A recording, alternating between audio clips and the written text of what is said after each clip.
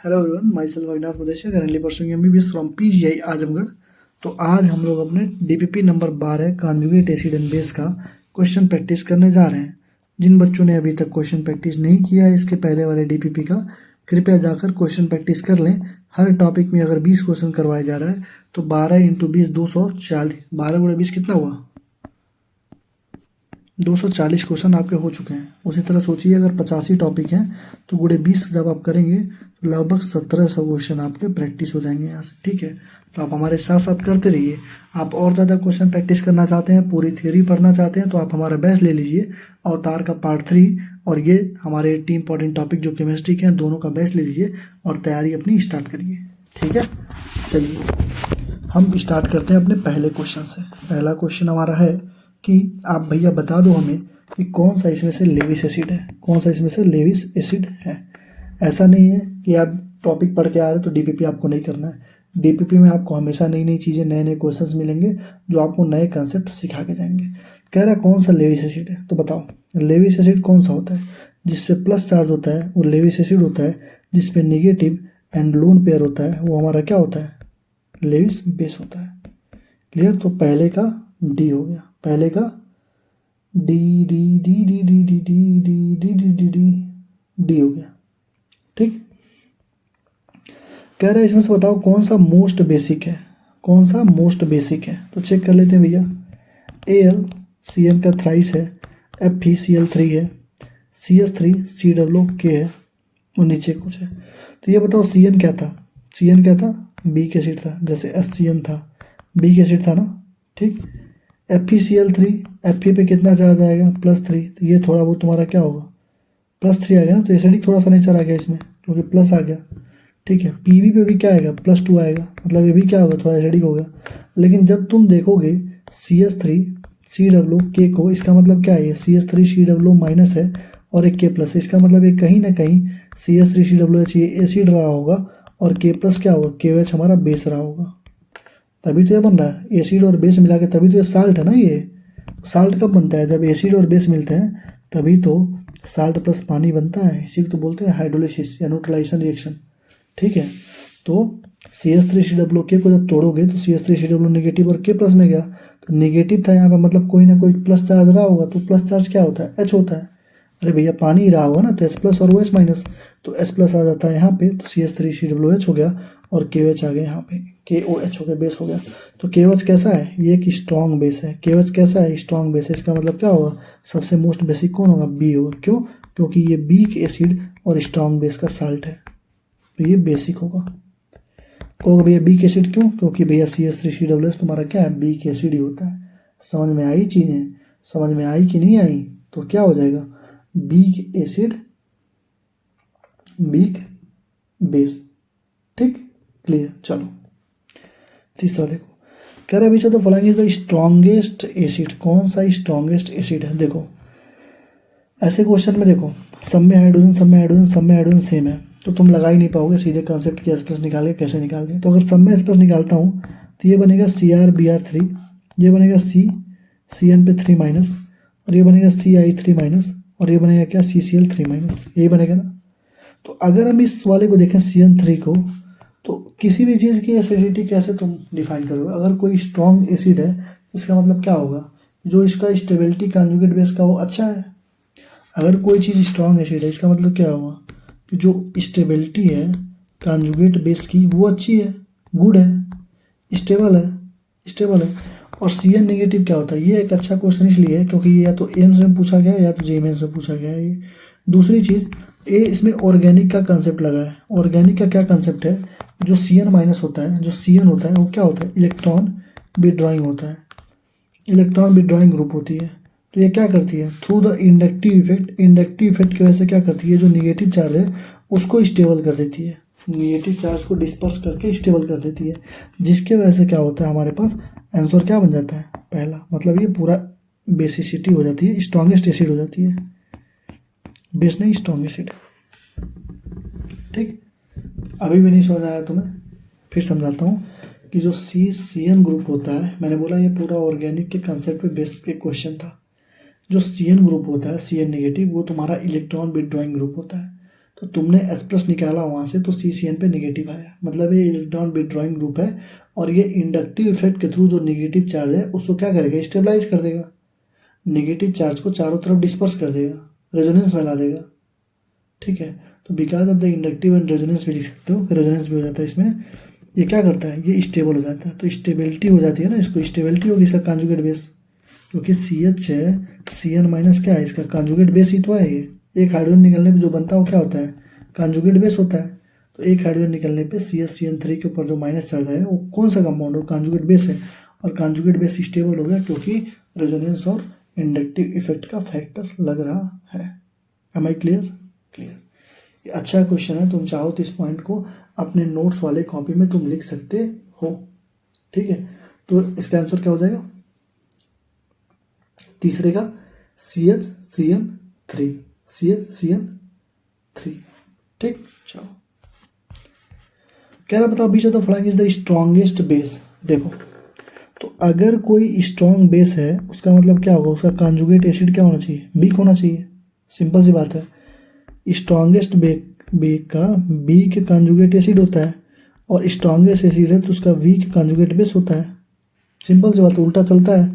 तो अगर मैं स्ट्रॉन्गेस्ट बेस के बारे में बात करूंगा तो सबसे वीक कॉन्जुगेट एसिड कौन सा है, सबसे वीक कॉन्जुगेट एसिड इसमें से कौन सा है। कॉन्जुगेट एसिड का मतलब H प्लस दे दो, ये तो H2CO3 बन जाएगा, ये H2 बन जाएगा, ये तुम्हारा H नेगेटिव है, H प्लस दोगे तो ये तो लगभग खत्म ही हो जाएगा। इसका आंसर H माइनस है क्या, H माइनस है, सही है।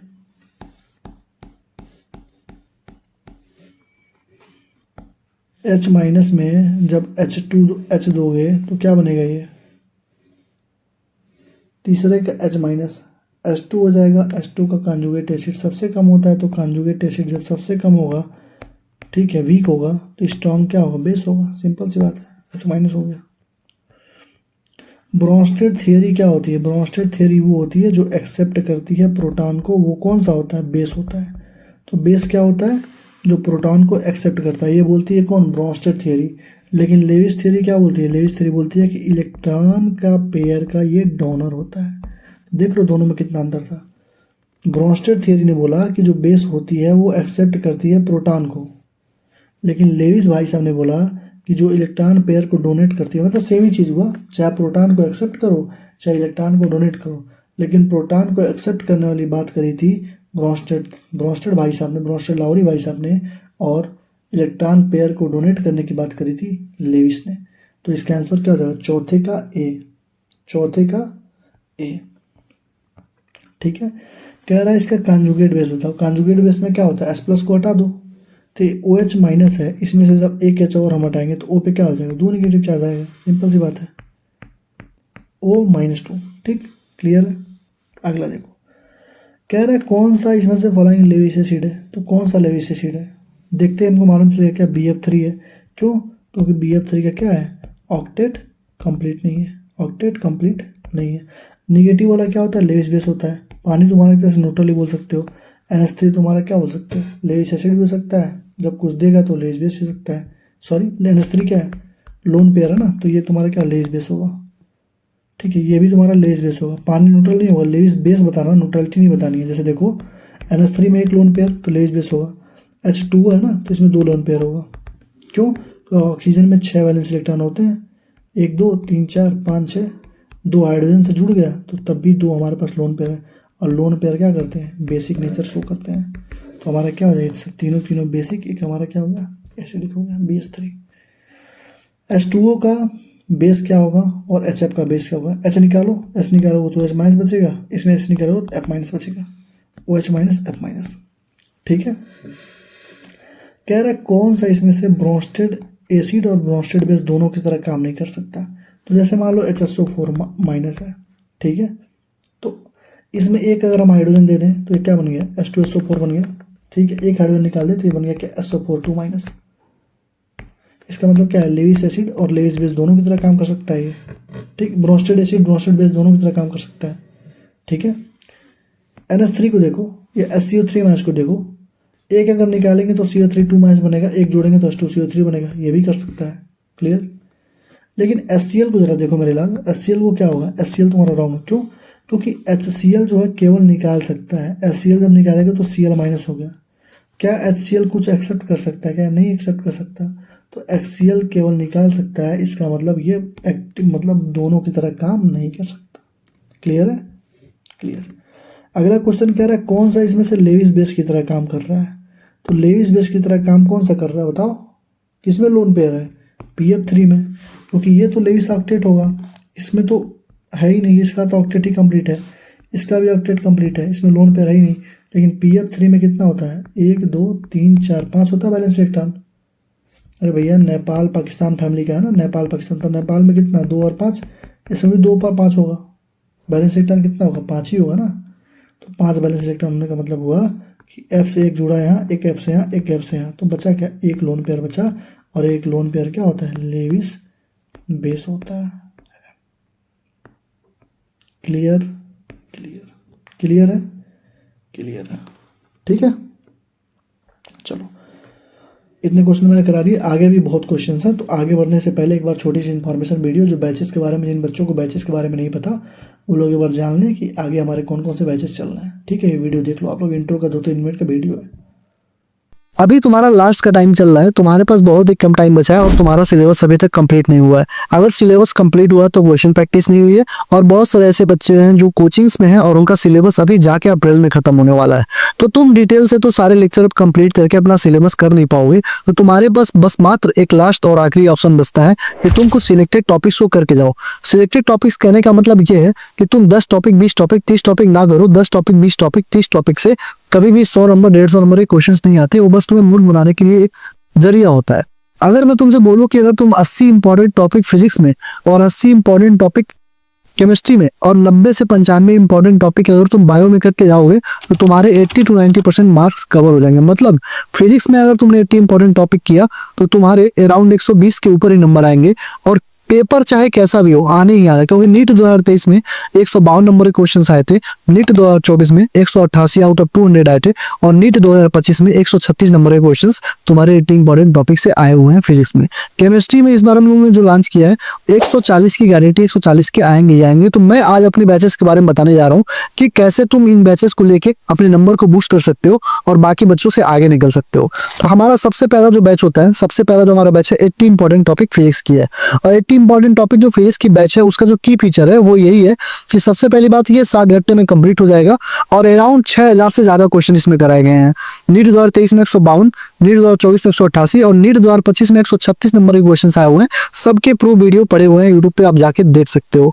और नीट 2025 में अगर मैंने बस फॉर्मूले ले लिए होते कि एक फॉर्मूले से ये क्वेश्चन बन रहा था तो अराउंड 156 नंबर के क्वेश्चन आए हुए हैं। ठीक, आपको प्रूफ वाली वीडियो देखनी है तो अब ये वीडियो देखो जाके यूट्यूब पे। 188 मार्क का मैंने प्रूफ दे रखा है। आई क्विट जो मैंने वीडियो डाली है वो जो है नीट 2025 के फिजिक्स का प्रूफ है। ठीक, और MR सर ने जो 80 इंपॉर्टेंट टॉपिक डाली थी उससे बड़ा प्रूफ क्या लोगे? MR सर ने जो 80 इंपॉर्टेंट टॉपिक लिस्ट पिछले साल डाली थी वही सारे टॉपिक हम लोग नीट 2023, 24, 25 में करते हुए आ रहे हैं। ठीक है, MR सर की जो टॉपिक की लिस्ट है मैं तुम्हें अभी टेलीग्राम चैनल पे डाल दूंगा, टेलीग्राम का लिंक डिस्क्रिप्शन में ज्वाइन कर लेना। ठीक है, ये 80 इंपॉर्टेंट टॉपिक का जो प्लेलिस्ट हमारे चैनल पे यहाँ पे 10 वीडियोस फ्री ऑफ कॉस्ट रखी गई है, जाके आप डेमो ले सकते हो। ठीक है, इसमें आपको नोट्स, डेली में नोट्स मिलेंगे, ब्लैंक PDF मिलेगा, सॉल्यूशन वाली PDF मिलेगी, रिवीजन क्वेश्चन प्रैक्टिस भी लास्ट में कराई गई है। मतलब 2000 से ज्यादा क्वेश्चन कराएंगे, मतलब टोटल 6000 ग्राउंड क्वेश्चन कराए गए हैं। और डेली DPP भी होगी जिसमें 15+ क्वेश्चन होंगे विद वीडियो सॉल्यूशन के साथ। आपको ये चीज करके जानी है। ठीक, इसकी प्राइस कितनी थी? 500 रुपए प्राइस है नए बच्चों के लिए, पुराने बच्चों के लिए 300 रुपीज प्राइस है। लेना कैसे? 7307522894 पे आपको व्हाट्सएप करना है, मैसेज करना है भैया बैच चाहिए, QR जाएगा, QR पे पे करके स्क्रीनशॉट देंगे तो आपको ऐड कर दिया जाएगा। ठीक, दूसरा हमारा 80 इंपॉर्टेंट टॉपिक केमिस्ट्री का बैच है जो हमने इस साल लॉन्च करी है। इसमें जो है हम क्या करेंगे, सीक्वेंस क्या होगा, गारंटीड 140 नंबर के क्वेश्चन यहाँ से आएंगे, नोट्स मिलेंगे, टिप्स ट्रिक्स और एक्सेप्शन सारे करा दिए जाएंगे। NCERT के सारे क्वेश्चन, उस टॉपिक से रिलेटेड जितने क्वेश्चन NCERT होंगे, चाहे in text, example, exercise, example का single correct, multiple correct, NEET का PYQ और JMS के PYQ सारे हम लोग कराएंगे। ठीक है, डेली DPP आपको मिलेगा 15 क्वेश्चन के वीडियो सोल्यूशन के साथ, और डेली 1 लेक्चर मिलेगा, मतलब 1 घंटे के लेक्चर होंगे, बाकी 4 से 5 घंटे, मतलब आप 5 घंटे केमिस्ट्री को अगर पढ़ रहे हैं तो 1 घंटे आप हमको देंगे, 4 घंटे क्या करना आप समझिए, आपका काम समझेगा। ठीक, आपको रिवीजन करना है, क्वेश्चन प्रैक्टिस करना है, और तांका पार्ट 2 पार्ट 3 आप कर सकते हो। ठीक है, इसकी प्राइस हम लोगों ने रखी है 250 रुपये। लेने के लिए फिर से वही प्रोसेस है, आपको 7307528981 पे आपको मैसेज करना है, व्हाट्सअप करना है। व्हाट्सअप करेंगे तो QR जाएगा, QR पे आपको पे करके स्क्रीनशॉट देना है, आपको ऐड कर दिया जाएगा। ठीक। तीसरा जो हमारा बैच है, पेड बैच है, अवतार सीरीज का पार्ट 3 है। एग्जैक्ट क्वेश्चन नीट 2022, 23, 24, 25 में एग्जैक्ट क्वेश्चन आ रहा है योर में इस बैच से, क्योंकि होल NCERT हम लोगों ने करा दी है। पूरी की पूरी NCERT के क्वेश्चन, पहले पूरी NCERT पढ़ाई, फिर NCERT का in-text, example, exemplar, single grade, multiple grade, पूरा एक्सरसाइज, सारे क्वेश्चन कराने के बाद नीट के 40 साल की पढ़ाई की। उसके बाद JEE, ट्रिपल और एम्स के सारे क्वेश्चन रीजन स्टेटमेंट बेस्ड वाले सबने हमने करा दिया। ठीक है। पार्ट 1 पार्ट 2 जो है इसका, वो आपको 80 इंपॉर्टेंट टॉपिक में कवर हो जाएगा। जो आप 80 इंपॉर्टेंट टॉपिक बैच के बारे में मैंने ऊपर बताया, वो आपका इसमें कवर हो जाएगा। लेकिन जो पार्ट 3 है, जिसमें एम्स, IEEE और JEE मेंस के क्वेश्चन के बारे में मैंने बता रखा है, 100 से 150 क्वेश्चन जो है रीजन स्टेटमेंट बेस्ड वाले हैं, उसको आपको लेना ही लेना है। तो कि आप ये लोगे तो आप होल सिलेबस रिवाइज हो जाएगा क्वेश्चंस के थ्रू। इसके भी 2 वीडियो हम लोगों ने फ्री ऑफ कॉस्ट डाल रखा है, पीरियडिक टेबल और केमिकल बॉन्डिंग का, आप जाके चेक कर सकते हो। तो की फीचर इसका ये है कि अगर आपने 80 इंपॉर्टेंट टॉपिक केमिस्ट्री का और अवतार का पार्ट 3 कर लिया, तो guaranteed 180 out of 180 question number के क्वेश्चंस आएंगे ही आएंगे। और प्रूफ आपको 2 दिन नीट के बाद, जैसे हम लोग हर साल देते हैं, वैसे आपको मिल जाएगा। ये देखिए, इसमें black PDF, annotation PDF, NCERT line by line mark PDF with year wise marking, किस साल में किस लाइन से कौन सा क्वेश्चन है वो भी मिलेगा आपको। ठीक है। और साथ में आप क्वेश्चन देखिए, किसी भी क्वेश्चन के साथ पूरा रिवीजन करा दिया, किसी भी क्वेश्चन के साथ पूरा वो टॉपिक ही रिवाइज करा दिया गया, किसी भी क्वेश्चन के साथ पूरा टॉपिक ही रिवाइज करा दिया गया है। ठीक है। इसकी भी फीस जो हमने रखी थी 250 रखी थी। ठीक है, 250 इसकी फीस है। और लेने के लिए सेम आपको फिर से वही सेम चीज करना पड़ेगा, मैसेज करना पड़ेगा उस नंबर पे। ठीक है। और 2 वीडियो हमने फ्री ऑफ कॉस्ट डाल रखी है, आप जाके बस डेमो लो कैसे रिवीजन कराई जाती है। इस तरीके का वीडियो, इस तरीके का रिवीजन आपको पूरे यूट्यूब पर किसी ने नहीं कराया, गारंटेड बोल रहा हूँ, आप जाके देखना। ठीक है। सारे के सारे वीडियो, 2 वीडियो फ्री है, बाकी सारे प्राइवेट टेलीग्राम ग्रुप पे 250 रुपए इसकी फीस है। और 80 इंपॉर्टेंट टॉपिक केमिस्ट्री की और अवतार का पार्ट 3 आप दोनों साथ में लेते हो तो 450 में आपको ये मिल जाएगा। ठीक है। तो इतनी सारे हमारे पेड बैचेस हैं, और गारंटेड बोल रहा हूँ, फिजिक्स में 120 नंबर के ऊपर क्वेश्चन आएंगे ही आएंगे, केमिस्ट्री में 140 के ऊपर आएंगे ही। केमिस्ट्री 80 इंपॉर्टेंट टॉपिक प्लस अवतार, अगर किसी ने पार्ट 3 कर लिया तो 180 आउट ऑफ 180 गारंटी हमारी है। Same to same exact ditto question की गारंटी हमारी है। ठीक है। Thank you. वीडियो में ऐड होता है। आई होप तुम लोगों ने वीडियो देख ली होगी। अगले क्वेश्चन पे हम लोग आ जाते हैं। देखो, ठीक है, अगले क्वेश्चन पे आते हैं। देखो, कह रहा है कि लेविस बेस कौन सा है इसमें से, लेविस बेस कौन सा है। देखो, आई माइनस जो है वो क्या कर सकता है, बताओ। आई माइनस क्या कर सकता है, आई माइनस क्या कर सकता है, एक्सेप्ट कर सकता है ना। आई माइनस क्या कर सकता है, या तो नहीं, सॉरी, डोनेट कर सकता है। आई माइनस जो है अपने इलेक्ट्रॉन को डोनेट ही तो कर सकता है, डोनेट कर सकता है इलेक्ट्रॉन पेयर को। तो आंसर तो हमारा आई माइनस ही होगा। क्लियर है। तो आई माइनस क्या करेगा, डोनेट कर सकता है इलेक्ट्रॉन पेयर को। ठीक है, डोनेट करेगा इलेक्ट्रॉन पेयर को। इलेक्ट्रॉन पेयर को जो डोनेट करता है क्या होता है, लेस बेस ही होता है। तो आई माइनस ही होगा। तो ये भी तुम याद कर सकते हो, एम्स का क्वेश्चन है ये। ठीक है। और किसको डोनेट करता है भाई, I2 को डोनेट करता है। आई माइनस जो है अपने इलेक्ट्रॉन को डोनेट करता है, I2 भी कन्वर्ट हो सकता है। ठीक है।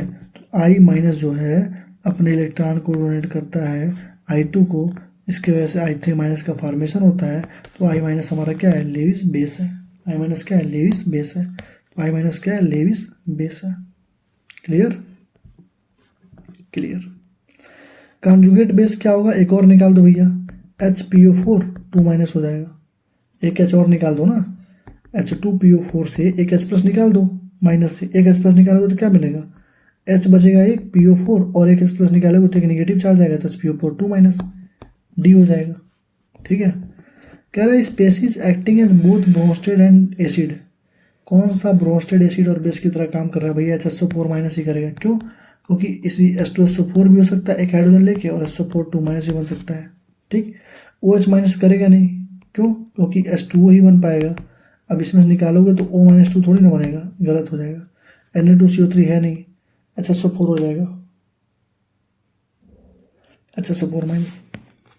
ठीक है। तो ये हमारे 10-11 क्वेश्चन जो भी थे कॉन्जुगेट एसिड बेस के मैंने करवा दिए। क्यों इतने कम क्वेश्चन क्यों करवाए मैंने, क्योंकि यार कम से कम 20-25 क्वेश्चन 30 क्वेश्चन तो तुम्हारे इसके पहले टॉपिक में ही करा दिया। तो ये जो थोड़े बहुत क्वेश्चन बच गए थे DPP के लिए 8-10 क्वेश्चन, उनको मैंने यहाँ पे करवा दिया। 10 क्वेश्चन से ज़्यादा ही होंगे, देख लेते हैं कितने थे, 1 2, ठीक है, 3 4 5 6 7 7 8 9 10 10 10 10 11 12 13 क्वेश्चन करवाया हूँ, ठीक है।